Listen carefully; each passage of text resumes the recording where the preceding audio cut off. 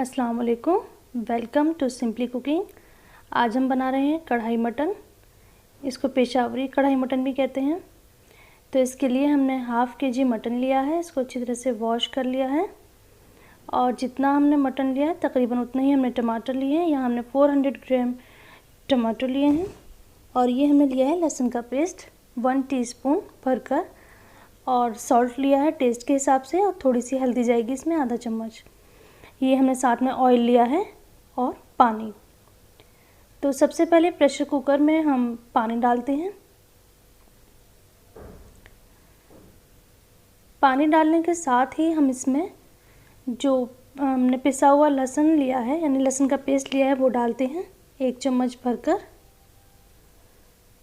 और साथ ही इसमें हम डालेंगे हल्दी पाउडर, आधा चम्मच हल्दी पाउडर डालेंगे। इसको हल्का सा गर्म होने देंगे और अब इसमें हम गोश्त डाल देंगे। ये जो हमने मीट लिया है, मटन लिया है, इसको डाल देंगे, और साथ ही हमने मटन के साथ ही इसमें नमक डाल दिया है। यहाँ हमने आधा चम्मच नमक डाला है और इसमें हम डाल देंगे 2 टेबल स्पून ऑयल। इसमें थोड़ा सा तेल इस वक्त डालते हैं, और जो हमने टमाटर लिए थे इनको सिर्फ हाफ़ कट करा है, बीच में से आधा कट कर दिया है और उनको उस तरह से रख देंगे। इस तरह से रखने से क्या होता है कि जो टमाटर की स्किन होती है वो इजीली रिमूव हो जाती है। अब हम इसकी लिड लगा देंगे प्रेशर कुकर की और 2 विसिल आने देंगे। हाई फ्लेम पर इसमें हम 2 विसिल लगाते हैं और उसके बाद हम इसको खोल कर देखते हैं। तो देखिए हमने टमाटर जो ऊपर रखे थे तो उनकी जो स्किन है वो बहुत ही ईजिली हट जाएगी। इसमें कोई भी हमें एक्स्ट्रा मेहनत नहीं करनी पड़ेगी। तो इसमें अलग से प्यूरी बनाने की ज़रूरत नहीं है। इस तरह से टमाटर काट के रख देंगे और बॉयल आने के बाद उसकी स्किन को हम इस तरह से हटा देंगे। इसी तरह से सारी स्किन हटा देते हैं।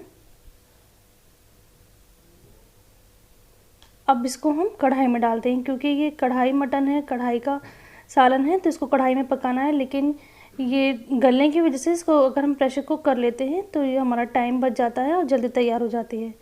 अब हमें इसमें भूनना है और भूनने के साथ साथ ही हम इसमें ऑयल डालेंगे। यहाँ हमने 2 टेबल स्पून तेल और डाला है। कढ़ाई में तेल का ज़्यादा इस्तेमाल होता है और बस इसको अच्छी तरह से भूनना है, भूनते रहना है, और जो ड्राइड मसाले हैं वो डालते रहना है साथ साथ। हमें इतना भूनना है कि जो टमाटर है वो अच्छी तरह से मैश हो जाए।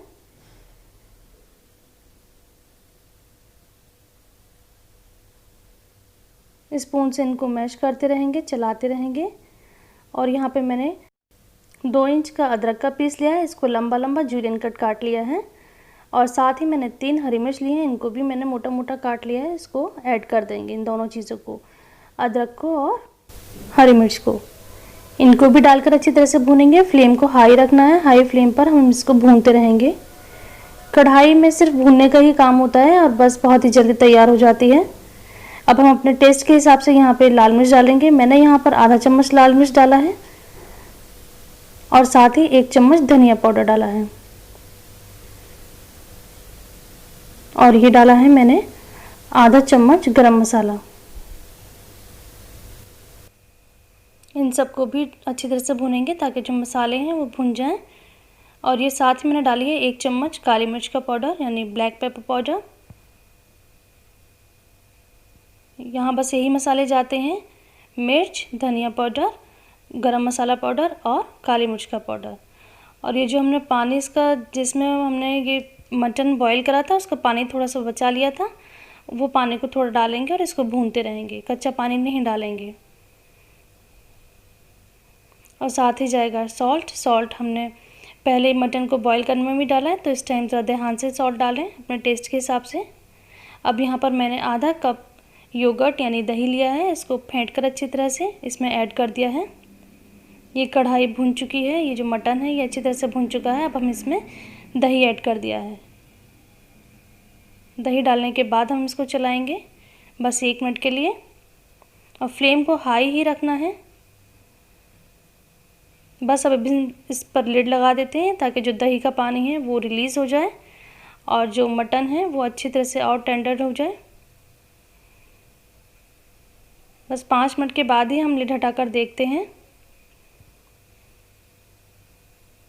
इतनी अच्छी तरह से ऑयल आ गया है, दही का पानी बिल्कुल ड्राई हो गया है। अब हम इसको चलाकर देखते हैं। देखिए बिल्कुल भी इसमें पानी नहीं है, सिर्फ ऑयल नज़र आ रहा है। इसका मतलब ये अच्छी तरह से भुन चुका है।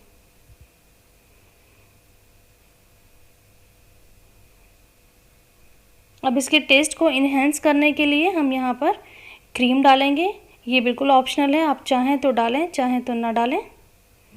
क्रीम डालने से इसका जो टेस्ट है वो बहुत क्रीमी सा हो जाता है।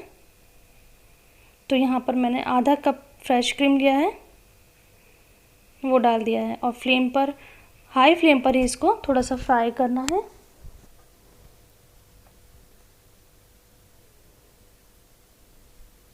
बस 5 मिनट लगेंगे इसको भुनने में क्रीम के साथ और ये बिल्कुल रेडी है।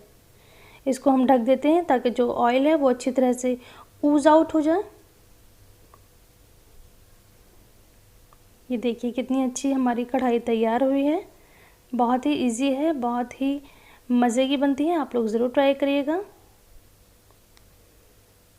अगर ये रेसिपी आपको पसंद आती है तो प्लीज़ इसको लाइक करिए, इस चैनल को सब्सक्राइब करिए। अगर आप चाहें तो इसको अदरक के साथ गार्निश कर सकते हैं, ऊपर से हरी मिर्च अदरक डालकर भी सर्व कर सकते हैं।